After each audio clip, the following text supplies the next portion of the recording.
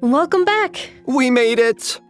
Now, that does mark the end of the special program, but we know that was a lot of information.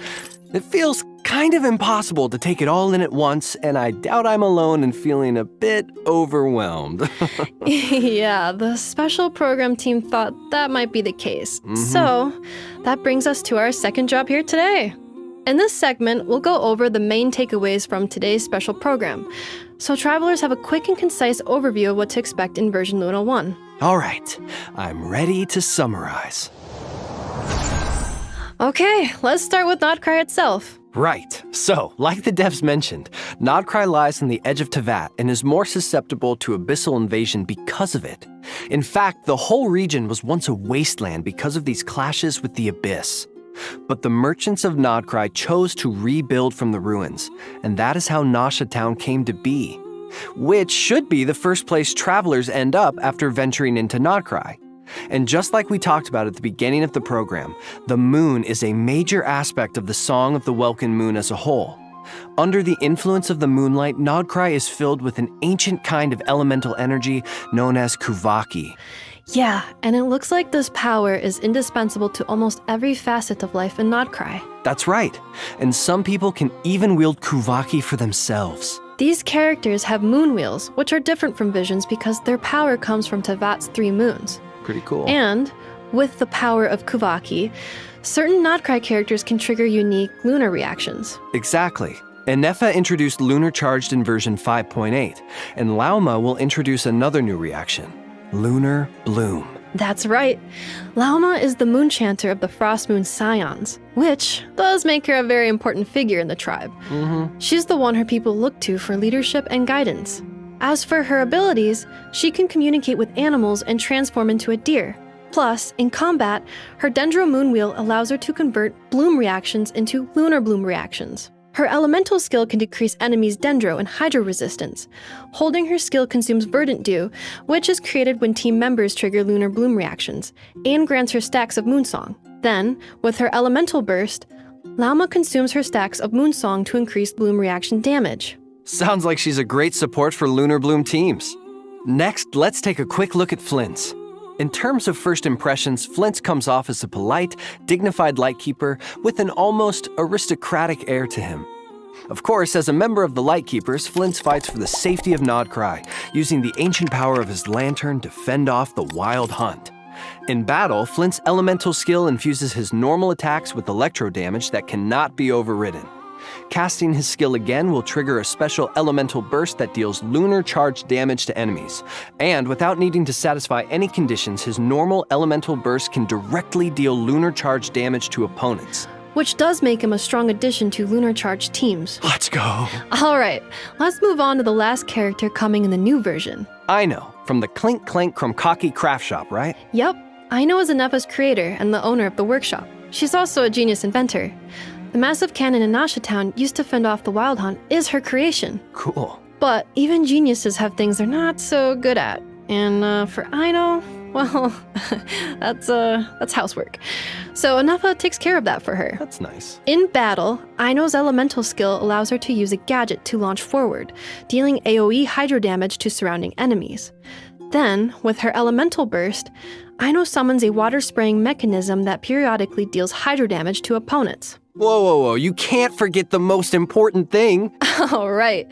Near the beginning of the first act of the Archon quest, A Dance of Snowy Tides and Hoarfrost Groves, travelers will have the chance to meet Aino and invite her to their parties. In other words, travelers can get her for free. That's right. And speaking of, let's talk about how the dev team has revamped these quests, with the goal of adding richer character development into the core narrative. Cool. This means, in the upcoming Archon quests, travelers can look forward to more interactions with the 3 characters we just mentioned, and the ones we'll meet in the future, allowing us to get to know them on a much deeper level.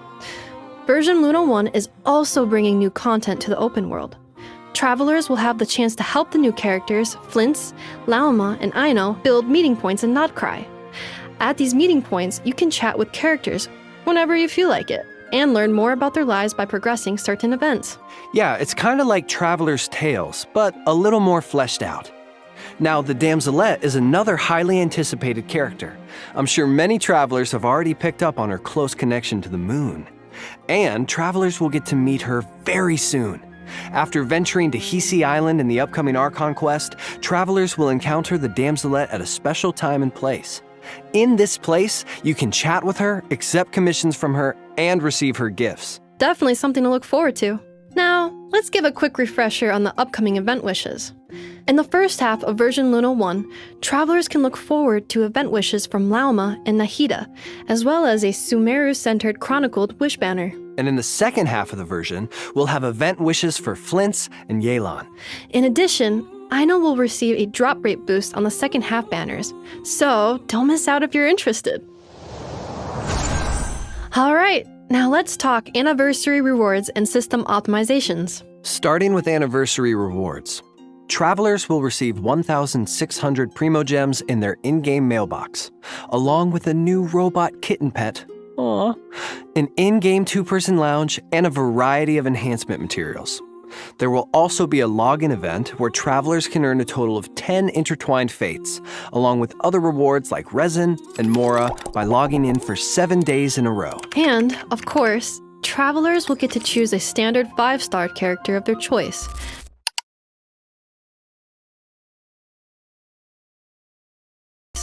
And this year, Yume Mizuki will be available as one of the options.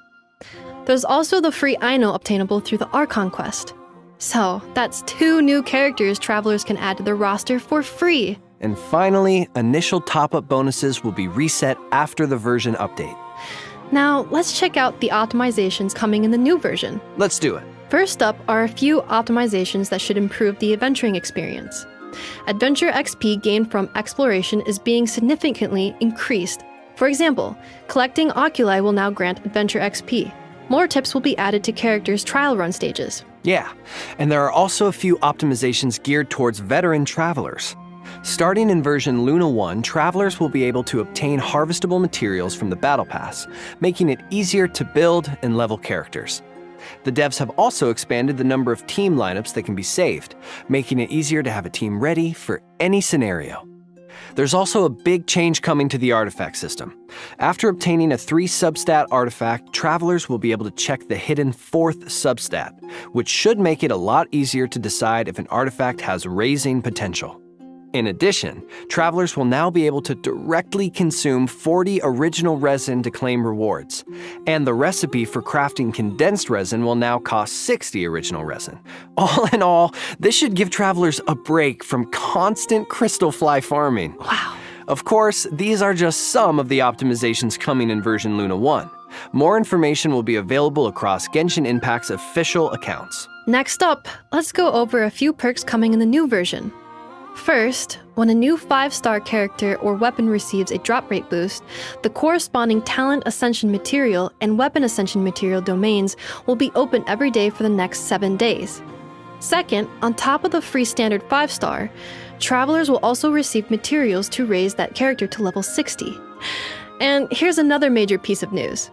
In version Luna 1, once a 5-star character reaches their maximum constellation level, additional constellations obtained for them will be converted into Master List Stella Fortuna, which is an item that can be used to raise characters past the level cap to a maximum of level 100. For example, if you have a standard 5-star at C6, you could select the same 5-star from the anniversary event, earn a Master List Stella Fortuna, and use it to strengthen a different character. Plus, travelers who have obtained excess constellations in the past will receive an equal amount of Masterless Stella Fortuna in their in-game mailbox during the new version, which will give certain travelers a chance to start leveling their characters right away. Last but not least, travelers can look forward to a new long-term event in version Luna 1 to temper thyself and travel far. The objective is to reach weekly progress goals by completing daily commissions and spending resin at least 5 days a week across a 12-week period, or the duration of 2 versions. Travelers can earn various rewards for their efforts, including sanctifying elixirs. But most importantly, this event will give travelers the chance to earn a constellation for certain designated 5-star characters. For more detailed information and event guidelines, keep an eye out for future announcements. Of course, we've just scratched the surface of all the exciting content coming in version Luna 1.